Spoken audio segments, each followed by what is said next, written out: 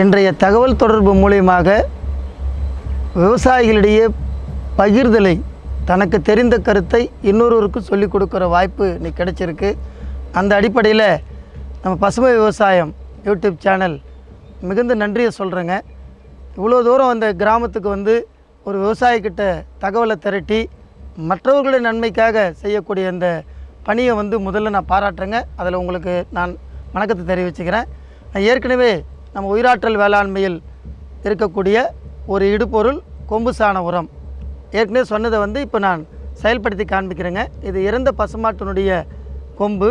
இந்த கொம்பில் பசுமாட்டினுடைய சாணத்தை அடைச்சி வடக்கு பக்கம் பார்த்தாப்படி இந்த குழிக்குள்ளார வடக்கு பக்கம் பார்த்தாப்படி நம்ம அடுக்கணும். அடுக்கிட்டு 6 மாத காலம் இது பூமிக்குள்ளாரவே இருக்கும் குமார். அதன் பிறகு இப்போ இருக்கிற மழைக்காலம் செப்டம்பரில் போடுறோங்க.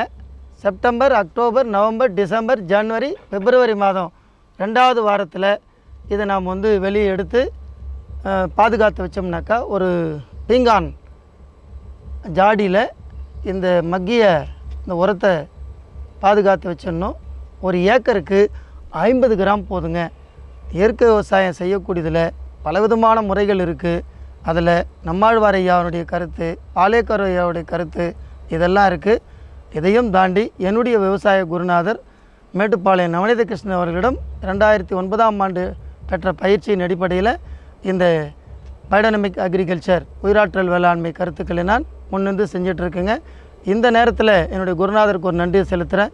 இப்போ சமீபத்தில் சிவா ஆர்கானிக் ஃபார்ம்ஸ் குழு சார்பாக பாண்டிச்சேரி நம்மாழ்வார் இயக்க வேளாண்மை சங்க தலைவர் மதிப்புமிகு ராச வேணுகோபால் ஐயா அவர்கள் மூலியமாகவும் இந்த கருத்துக்கள் பரவிருக்கு.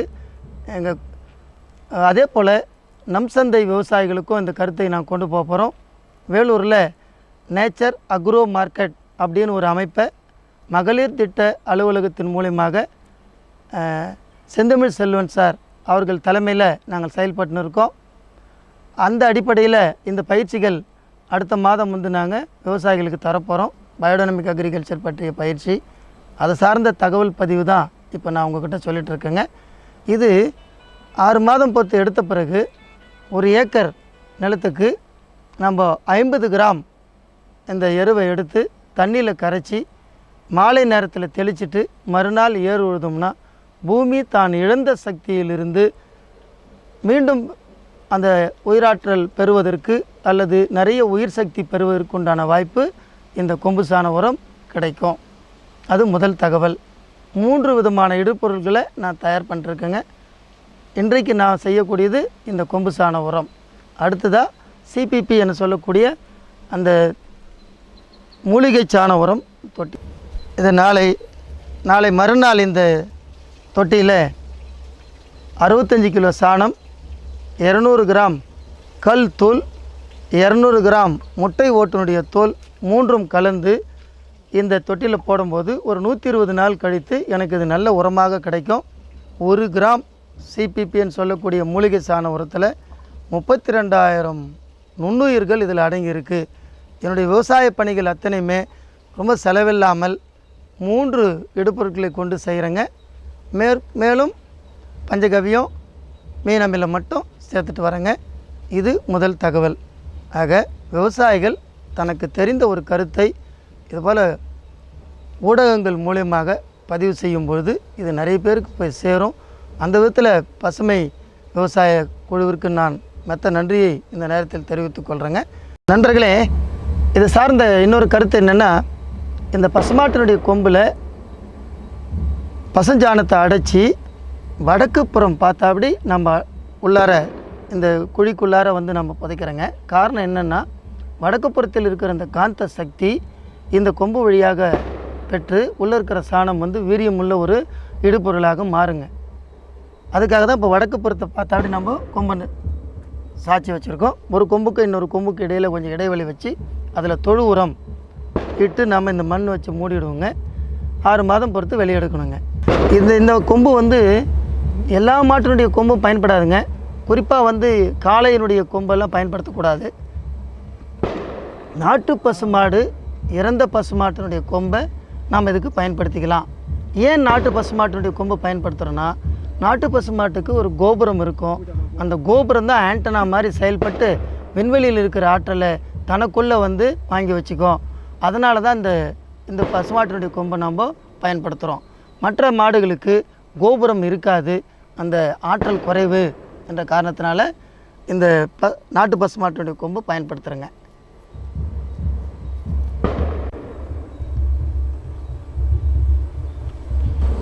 ரெண்டாயிரத்தி 9 பேரணாம்பட்டு அருகில் கொத்தூர் என்ற கிராமத்தில் ரமணன் அவர்களுடைய பண்ணையில் எனக்கு இந்த பயிற்சி கிடைச்சிதுங்க. 2 நாள் நம்மாழ்வாரையாருடைய பயிற்சியும் 2 நாள் மேட்டுப்பாளையம் நவநீத கிருஷ்ண ஐயாவுடைய பயிற்சியும் ஈடுபட்டதிலிருந்து அந்த வருடத்துலேருந்து ஒவ்வொரு வருஷமும் செஞ்சிட்ருக்குங்க. 10 ஆண்டு காலமாக இதை தொடர்ந்து செய்கிறேங்க. எளிமையான தொழில்நுட்பம். எனக்கு கிடைக்கிற ரிசல்ட் பார்த்திங்கனாக்கா அதிகபட்சமான நுண்ணுயிர்கள் நிலத்தில் இருக்குது. 4 இடுபொருட்களை மட்டும் பயன்படுத்தி நான் விவசாயம் பண்ணிகிட்ருக்குங்க.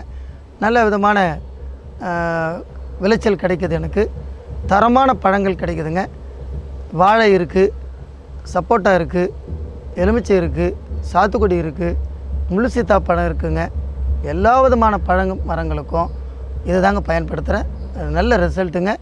இது மற்ற விவசாயிகளுக்கு போய் சேரணுமே, எளிமையான நுட்பம் இது மற்றவர்களுக்கு போய் சேரணுன்ற கண்ணோட்டத்தில் தான் இந்த கருத்தை மீண்டும் மீண்டும் வலியுறுத்துகிறேங்க. இப்போ நீங்கள் பார்த்து கொண்டிருப்பது சென்ற வருடம் நான் இது மாதிரி கொம்பு சாண உரம் தயார் செய்து சேமித்து வைத்திருக்கின்ற ஒரு கலன் இது. இது வந்து பார்த்திங்கன்னா மூலிகை சாண உரம் பேருங்க. ஒரு ஏக்கருக்கு 250 கிராம் போதுங்க. மண் வளத்தை கூட்டுறதுக்கு இந்த கொம்பு சாண உரத்தையும், கொம்பு சாண உரம் 50 கிராம், 250 கிராம் இந்த மூலிகை சாண உரத்தை அதை 20 லிட்டர் தண்ணியில் கரைச்சி 1 மணி நேரம் வலப்புறமாகவும் இலப்புறமாகவும் சுழற்றி அதுக்கு வந்து ஆக்சினேட்டட் காற்றோட்டத்தை நிறைய ஏற்படுத்தி வீரியமுள்ள ஒரு பொருளாக இதை மாற்றுறோம். இந்த ஹோமியோபதி மருந்துகள்லாம் வீரியப்படுத்துறதுக்கு எத்தனை சுழற்சி இருக்கணும்னு சொல்லுவாங்க. அது மாதிரி வலப்புறமும் இடப்புறமும் மாற்றி மாற்றி சுழற்றி இதை நிலத்துக்கு வந்து நம்ம தெளிச்சிட்டு மாலை நேரத்தில் காலையில் ஏர் விழும்போது அல்லது களை கொத்தும்போது அல்லது மண்ணணைக்கும் போது இந்த காலகட்டங்களில் இதை நம்ம தெளிக்கிறோம். பூமி தான் இழந்த சக்தியை மீண்டும் பெறுவதற்குண்டான ஒரு அரிய தொழில்நுட்பங்க இது. நண்பர்களை, இப்போ ஒரு இந்த உரத்தை பயன்படுத்துறதுனால என்ன விதமான மாற்றம் நம்ம செடி கொடிகள் இருக்குதுன்னு பார்க்குறதுக்கு பக்கத்தில் என்னுடைய அருகில் உள்ள தோட்டம் இது. அதில் உயிராற்றல் வேளாண்மையுடைய இடுபொருட்கள் பயன்படுத்தலை. அது இந்த சப்போட்டா செடிங்க அது. அதே போல் என்னுடைய மரம் பக்கத்தில் இருக்குங்க. சென்ற வருடம் 4 முறை இதை சிபிபின்னு சொல்லக்கூடிய மூலிகை சாண உரத்தை பயன்படுத்தியிருக்கேன். காய்ப்பு தன்மையும் நல்லாயிருக்கும்.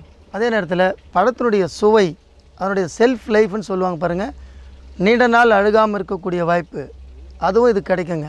சுவையும் இருக்கும், தரமும் இருக்கும், வெயிட்டும் வரும், நல்ல செல்ஃப் லைஃபும் கிடைக்கிறதுக்கு இந்த சிபிபின்னு சொல்லக்கூடிய மூலிகை சாண உரத்தை வருடத்திற்கு 6 முறை பயன்படுத்துகிறேங்க. அதே போல் வருடத்திற்கு 6 முறை கொம்பு சிலிக்கா என்ற உரம் இருக்குது. ஒரு ஏக்கருக்கு 2 கிராம் போதுங்க. இந்த 2 கிராம் காற்று அடிக்கக்கூடிய திசையிலிருந்து நிலத்தினுடைய பார்டர் முழுதும் நான் ஸ்ப்ரே பண்ணும்போது காற்றின் மூலியமாக செடிகள் மீது பட்டு செடிகளுடைய பூ எடுக்கும் தன்மையை அதிகரிக்குது, காய்ப்பு தன்மையை அதிகரிக்குது. இது ரெண்டுமே எல்லா வகையான செடிகளுக்கும் இது பயன்படுத்தக்கூடியதாக இருக்குது. இது ஒரே ஒரு முறை ஆண் சிலிக்கா கொடுத்துருக்குங்க. இந்த மழைக்காலமாக இருந்தாலும் கூட இவ்வளோ பூ எடுக்கிறதுக்கு காரணம் என்னுடைய இடுப்பொருள் தான் நான் நினைக்கிறேங்க. ஒரு முறை ஸ்ப்ரே பண்ணியிருக்கேன். நாட்டு ரகங்க இது, நாட்டு முருங்கை. சிபிபின்னு சொல்லக்கூடிய மூலிகை சாண உரத்தையும் ஆண் சிலிக்கான்னு சொல்லக்கூடிய அந்த கொம்பு சிலிக்கா உரத்தையும் நம்ம பயன்படுத்துறதுனால பூக்கள் அனைத்தும் காய்களாக மாறும். காய் வந்த பிறகு 3 முறை நான் வந்து சிபிபி கொடுப்பேங்க. ஒரு முறை ஆண் சிலிக்கா தெளிப்பேன். அந்த நேரத்தில் காயினுடைய சைஸும் பெருசாகும், ஷைனிங்கும் நல்லாயிருக்கும், செல்ஃப் லைஃபும் நல்லாயிருக்கும். இந்த காய்ப்புத்தன்மைக்கு காரணம் என்னுடைய இடுப்பொருளுங்க. இது 2வது பருவன்றதுனால இப்போ தான் எடுத்துருக்குங்க, காய்ப்பு எடுத்துருக்கு. நீங்களும் உற்பத்தி செஞ்ச பொருளை விற்பனை செய்யணுமா? உடனே பசுமை விவசாயம் செயலியை பதிவிறக்கம் செய்யுங்க. அதில் நீங்கள் உங்களுடைய பொருளை விற்பனை செய்கிறதாக இருந்தாலும் சரி, இல்லை ஏதாவது பொருள் வாங்குறதா இருந்தாலும் சரி, அதில் நீங்கள் பதிவு செய்யலாம். மேலும் பயனுள்ள விவசாய செய்திகள் தெரிய பசுமை விவசாயம் செயலியை பதிவிறக்கம் செய்யுங்க.